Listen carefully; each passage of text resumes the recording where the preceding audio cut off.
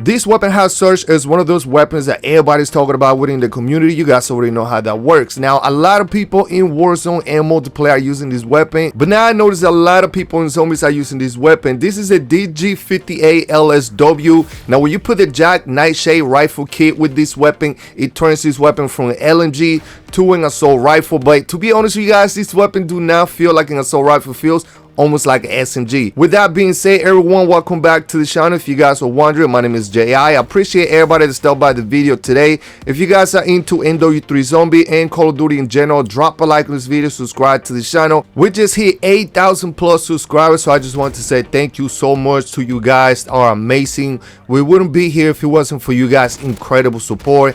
And with that being said, make sure you guys hit the notification bell so you guys don't miss my future video. Now, the build that we're going to be running here is going to be all about speed and just a straight up movement. Now, if you guys do have a different build for this weapon, let me know in the comments down below. But this weapon, I guarantee you guys gonna love it because this weapon is absolutely amazing. Now, we all know we all looking for those weapons, something different, instead of just using the same old weapon all over again. And this is one of the weapons that I have not used in a while. The way I like to test some of my weapons now is I use this activity because I'm going to be getting so many zombies in here. I kind of like actually fighting a lot of zombies. Besides the Mega Abomination and any of the mini boss in here, I don't mind fighting a lot of zombies. I usually just go to the Infested Stronghold. I also go to the Dark Aether because there's way too many zombies in the Dark Aether to test this weapon out. But I know a lot of you guys only go to the red zone, or some people only go to the red zone, so you definitely want to test the weapon out here just so you guys can see how well you're able to survive with that specific weapon. Now, this weapon in particular,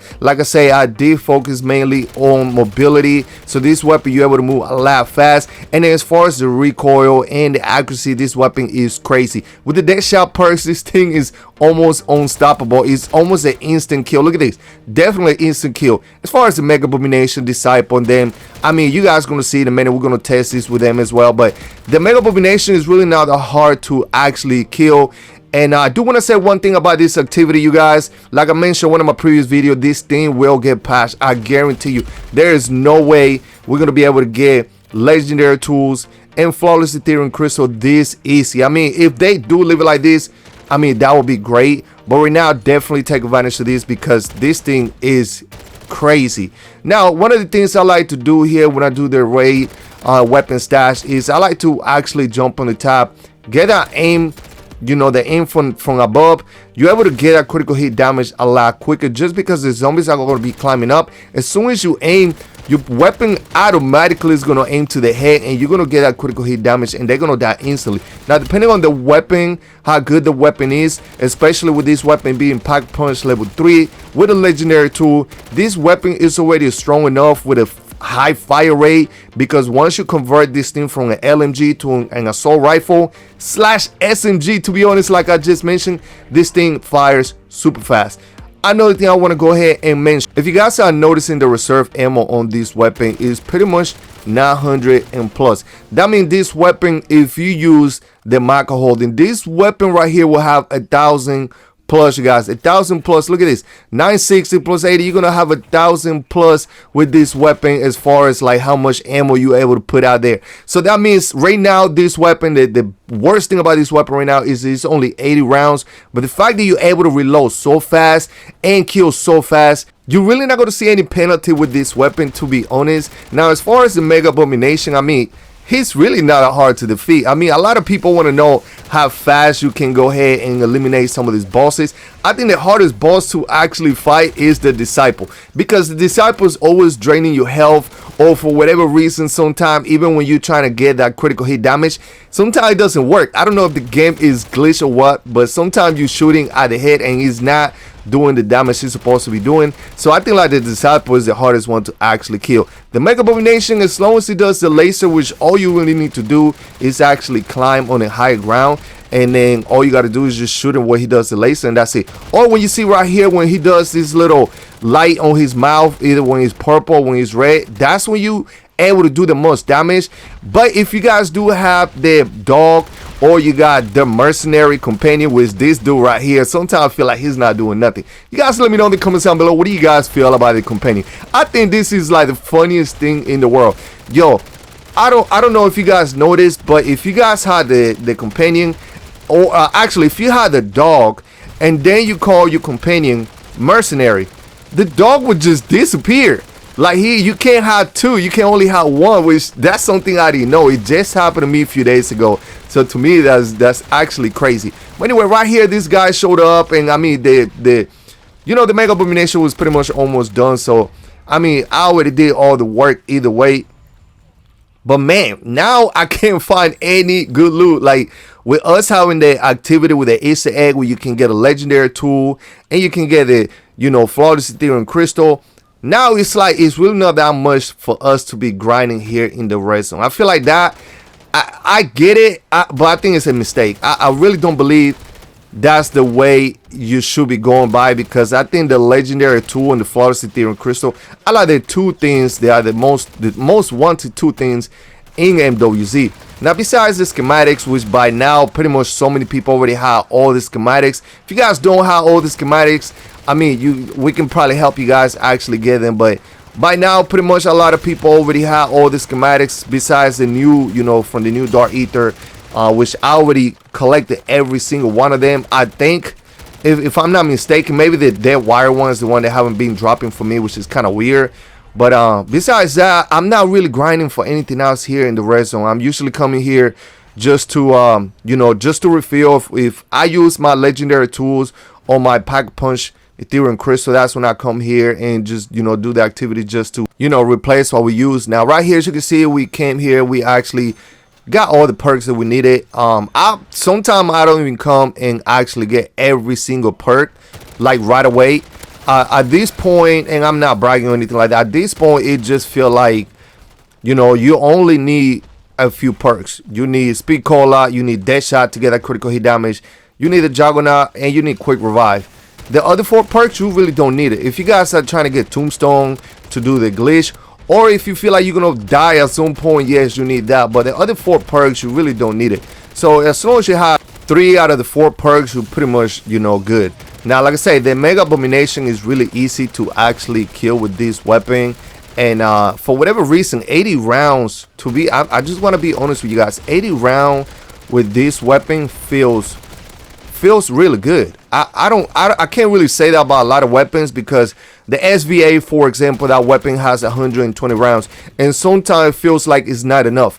The fire rate is fast, but sometimes you're shooting and you just have to keep reloading because you feel like you had to reload to actually keep doing some damage. With this weapon, man, 80 rounds feel like every time I'm using it and I'm firing, it just feel like I'm able to get the job done with 80 rounds. That's why I didn't even use the marker holding. Now let me just be clear.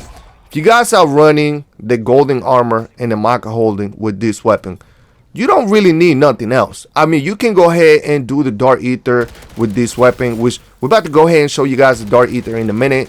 Now I want to go ahead and do the Outlast contract first. As you can see right here, I like to test the weapon on every single contract, every single activity, just to see how well I'm able to navigate, how well I'm able to survive and just overtake the area in the zombies.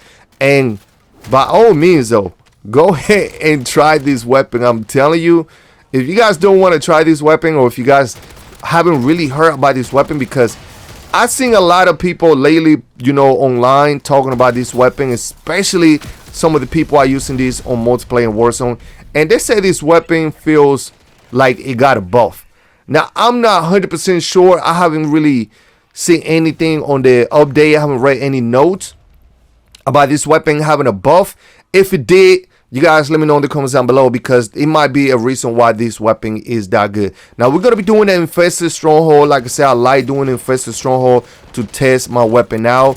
And as you can see, man, yeah, I know I'm talking over the video, because as I was playing the game, I wasn't really talking. So I was like, I might as well just break the the video down, the weapon down, showcase this weapon, and just talk to you guys about how good this weapon is, because this is one of my favorite weapons right now.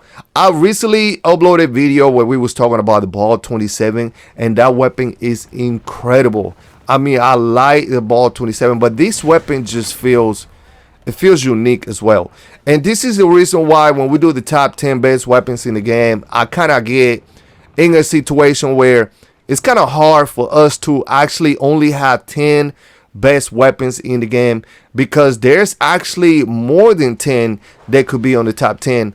But how can we fit every single one of those weapons in the top 10? So, because you can't really do that, you know what I'm saying? So this weapon can actually be put in the top 10 because how fast it actually kill, how fast it destroyed the Mega Abomination, and the zombies, they just die instantly. You got speed, you got mobility, you got the ADS speed, that's what I was talking about, and then you got the accuracy and the fire rate. And then as far as the round, yes, you got only 80 rounds after you pack punch the weapon. But if you use the Micro Holding, which pretty much we're all going to be using technically because that's like the best schematic, then technically this weapon could be part of the top 10 weapons in the game. Now you guys let me know in the comments down below. What do you guys think when it comes to the top 10 best weapons in the game? How realistic is it that it's only 10 weapons that actually fit in that conversation? You can't really say that. So right here, we threw a decoy grenade, right? Now, I was going to go ahead and shoot all the zombies at once. But I was like, you know, let me just go ahead and throw a thermite because... And by the way, this disciple just came out of nowhere. And one thing I hate before I continue is like when you're trying to fight the disciple or the main glare and you get attacked by a zombie from like 3-4 different directions.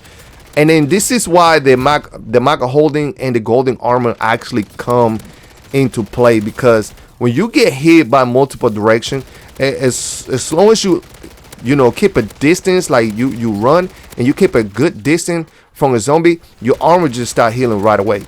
But anyway, I was gonna, you know, shoot all the zombies over there, and I threw a thermite hoping to kill every single one of them. I couldn't really see what happened because the disciple just came out of nowhere and he kind of messed me up. So that was a bummer. By the way, if you guys don't have, you know, if you guys, you know, can't get a chance of doing the activity because other people are always hugging the activity, do the Infested Stronghold. A lot of people don't really do Infested Stronghold. How many times you guys go to the red zone and you see the Infested Stronghold available because somebody didn't do it? Look, the amount of loot that you can actually get in Infested Stronghold is absolutely incredible. You can get perks, you can get the circuit board turrets, you can get the LT53 Casimirs like we just got right here, and you can get flawless and legendary tools here as well, and also, you know, epic tools.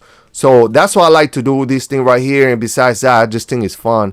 You know, as you guys trying to look for something fun to do here in the red zone, this is why instead of just fighting zombies in the regular areas or doing the Dark Aether or fighting the Mega Abomination, I like to do Infested Stronghold. I just think it's fun.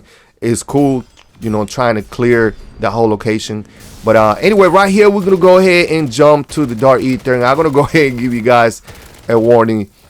I was not expecting this many zombies coming at me here in the Dark Aether. This got to be, in my opinion, the hardest Dark Aether that we got. Between the first one, second one, and this one, I think this is the hardest one. I know a lot of people used to complain, you know, that why we, you know, the Dark Aether is not that interesting. The map design is not that interesting. It's not that many zombies, which I do believe the first Dark Aether had a lot of zombies. The second one to me is easy, but the first one I did feel like it was a lot of zombies, but that's only if you was in the lower ground level. So right here, when you guys first come to the Dark Aether, you want to go to the first one. The first one to me is the one on the left. The reason why I like to do this one is because this one is the bounty target. The bounty target is one of the easiest one, unless you like me and kind of mess up the whole their whole sequence. You see, you want to be able to either throw a decoy grenade, your LT53, and get that thing started right away. You don't want to get way too many zombies to come in here and spawn, because once you do that, they're gonna follow you to where the target is. And that's what actually happened to me right here. You see, I activated this thing, and then I try to grab this right here. I wasted way too much time. You don't want to waste like too much time, because you're gonna get more zombies. For whatever reason, this Dark Aether has more zombies than the other two. And if you in one location, it's not like a specific amount of zombies that you're only gonna be able to have. Look at this. Yo, look at this. That was like 15 dogs right there. And then you have zombies coming from this location. On top of that, you got zombies coming from your previous location where you actually activate the seal. And then now you get into a situation, and this part of the video is just to show you what not to do and what to do when it comes to how to get the legendary I mean, had to get the schematics, had to get the acquisitions from the new Dark Aether. Because if you guys make a mistake of just wandering around, you don't get to the target as fast as you're supposed to, then you're pretty much gonna draw more zombies than you wanted to. And right here, this is what happened to me. I was trying to focus on the Mega Abomination. I don't have the golden armor, meaning that I can't even collect armor plates, because to collect armor plates, you gotta kill the zombies and then you gotta go through where the zombies actually die. I can't get to where the zombies die because zombies are still coming. So if I get close enough to where the dead bodies are, I'm pretty much gonna get overwhelmed by zombies. If you guys see right here, I'm trying to focus on the Mega Abomination. So it's not really the weapon or me not doing enough damage. It's just the fact that I don't have the necessary time to actually fight the Mega. Until right here. Right here, I finally had at least a split second. Look at that. As soon as I had the time to actually fight the Mega right here, we was able to use this weapon. And he was able to get killed. Look at this. And I didn't really get nothing. I didn't get any acquisitions. I didn't get nothing. I know it's not the Elder Dark Aether, but at least I could have gotten an acquisition. You know what I'm saying? But anyway, this one right here, the Outlast contract by far is probably the easiest one as well. Besides the, you know, the eliminated target. When I say the eliminated target is easy, it's because the Mega Abomination is really easy to kill. All you gotta do is, as soon as it does the laser, throw a thermite, or you can use your weapon. That's gonna be one hit. And then you do another one, and then he's pretty much already low. So he's really easy to kill. The only problem is the amount of zombies. Now this one is easier because to me it doesn't have a lot of zombies like the other one, like the eliminated bounty. As you can see right here, I have a lot of space to actually work. And then by this time, you pretty much already have some of these abilities, which, you know, the explosive rounds. That's what I call explosive rounds. So we should shoot some of these enemies, they just blow up, which is so cool. But anyway, if you guys do come up with 2 sentry guns on this location, and you put 1 sentry gun on one corner, and then you go to the opposite corner, you put another sentry gun, and now you have a sentry gun pretty much on 2 separate corners doing some support. So now if I come to this corner, I got the sentry gun from my left and the sentry gun in front of me. If I go to this corner, I got the sentry gun from right here and the one from my left. So I'm pretty much covered on both directions. So to me, this is like the easiest one to do. And right here we got, you know, an acquisition, which is good. And I don't like to do the escort one unless I have the VR11 or I have the golden armor and the Maka holding. And you will have to have at least 3 sentry guns to actually do that. If you don't have sentry guns or you only have 1 available, you're pretty much not going to be able to complete the escort one. So right here, as you can see, I activated this thing because I was mad these zombies were getting on my nerves. Every turn that I was taking, they were coming after me. So I was like, let me activate this and kill every single one of them. You know what I'm saying? If you guys remember that show Spartacus, it was a scene at the end of the show where he said kill them all. I mean, this is how I felt on this situation right here. So anyway, I just want to say thank you guys so much once again. Drop a like on this video. This weapon is absolutely amazing. As you guys can see, it erased zombies so fast. I got 2 different class setups for you guys. The first one is the one we was using. The second one has an optic to it. This is the first one right here. The second one has an optic. You guys can use either one. But anyway, thank you guys so much for watching. Drop a like, subscribe to the channel, hit the notification bell, and we'll see you guys next time on the next one.